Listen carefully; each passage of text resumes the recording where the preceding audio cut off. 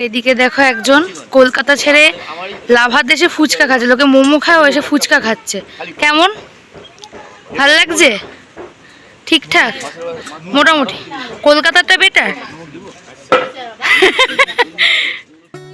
Good morning বন্ধুরা, আমি আবার চলে এসেছি আমাদের অ্যানিভার্সারি স্পেশাল ট্যুরের নেক্সট ভিডিও নিয়ে। তো আমরা এখন ওই হোটেল থেকে বেরিয়ে, তোমাদের তো বললাম যে আমরা এখন ঋষভ যাচ্ছি। তো ঋষভ যাওয়ার পথে আমরা বিভিন্ন সাইট সিন করতে করতে যাব। তো ফার্স্টে আমরা লাভার উদ্দেশ্যে বেরিয়ে পড়েছি ঋষভ যাওয়ার আগে।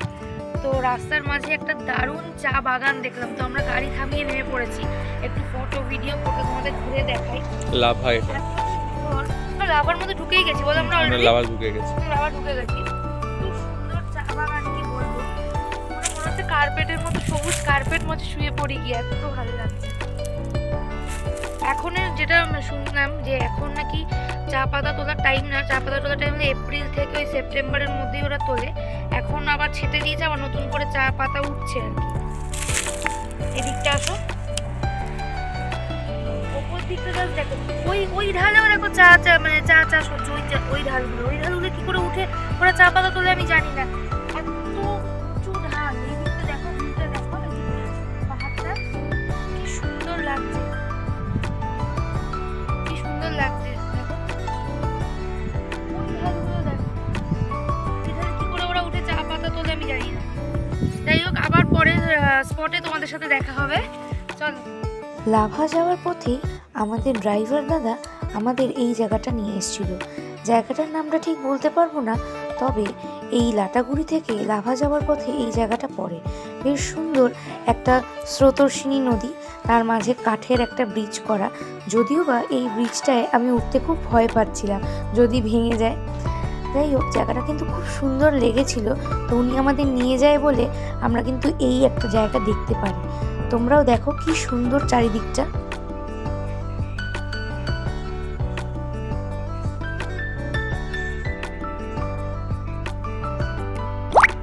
যেন মনে হচ্ছে কেউ পাথরগুলোকে এরভাবে সেট করে দিয়ে গেছে। এত সুন্দর প্রাকৃতিক দৃশ্য যে চোখ ভরে যাচ্ছে।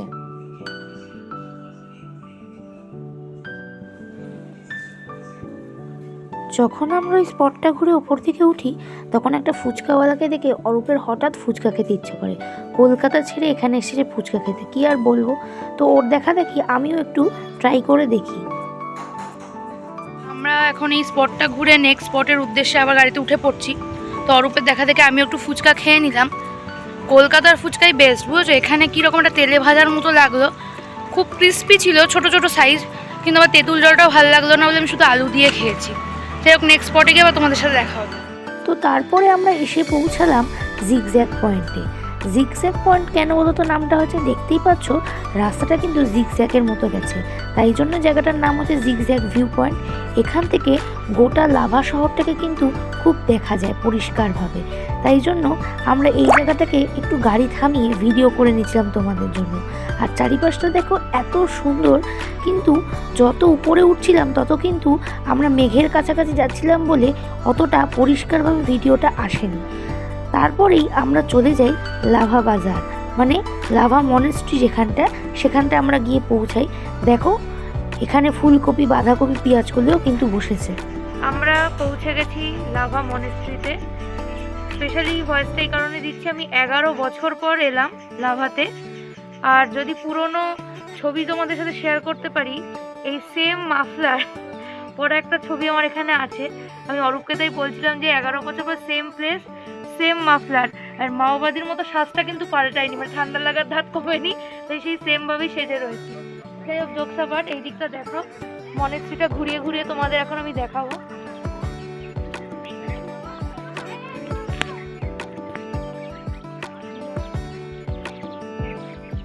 একটা জিনিস শুধু চেঞ্জ হয়েছে, 11 বছর আগে বাবার সাথে এসেছিলাম, এখন বরের সাথে এসেছি, এটাই যা চেঞ্জ। তখনও ড্যাবরা ছিলাম, এখনো ড্যাবরা আছি। মনেস্ট্রিটা দেখো, ঠিক এই জায়গায় দাঁড়িয়ে আমার ছবি আছে, এই জায়গাটা দাঁড়িয়ে।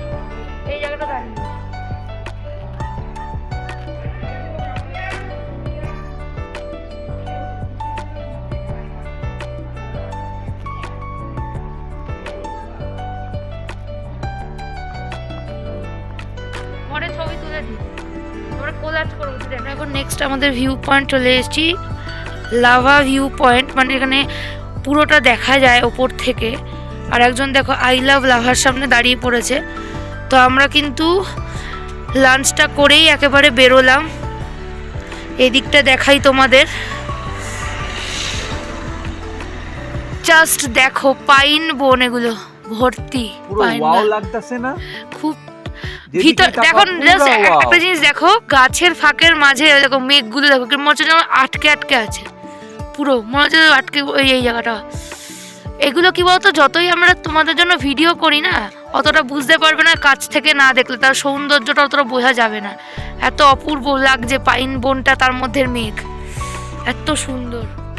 সমস্ত সাইট সিন কমপ্লিট করে আমরা এবার যাচ্ছি ঋষভে, যেটার জন্য আমরা দুজন এতদিন অপেক্ষায় ছিলাম। আসলে ওই যে বললাম 11 বছর আগে কিন্তু আমার লাভা, লোলেগাঁও, ঋষভ সবই ঘোরা, কিন্তু তখনকার ঘোরা আর এখনকার ঘোরার মধ্যে কিন্তু একটা পার্থক্য আছে। তাই জন্য আমরা কিন্তু ঋষভটাকে নিজেদের ফার্স্ট অ্যানিভার্সারি কাটাবো বলে বেছে নিয়েছিলাম, কারণ জায়গাটা এত সুন্দর, পাহাড়ি একটা গ্রাম, যে সেখানেই কিন্তু মনটা ভরে যায়।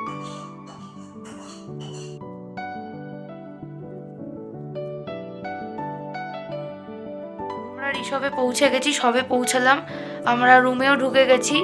মানে কি বলবো, এত ঠান্ডা, অ্যাকচুয়ালি এখানে -1-2 হয়ে যাচ্ছে রাতে। এখন তো নিশ্চয়ই 2-3 তো হবেই, মানে কথা বলছি তো মানে দাঁত ফাত কেঁপে যাচ্ছে, এমন অবস্থা, প্রচণ্ড ঠান্ডা। যাই হোক, তো আমরা ঠিকঠাক মতোই পৌঁছে গেছি। এবার একটু পরেই দেখি এদের কাছে কফি টফি চাইবো, আর রুম হিটারের ব্যবস্থাও করতে হবে, নাহলে এখানে থাকা যাবে না, এত ঠান্ডা। তো আজকের মতো ভিডিওটা এখানেই আমি শেষ করছি। আবার কালকে সকাল থেকে আবার তোমাদের সাথে গল্প করব।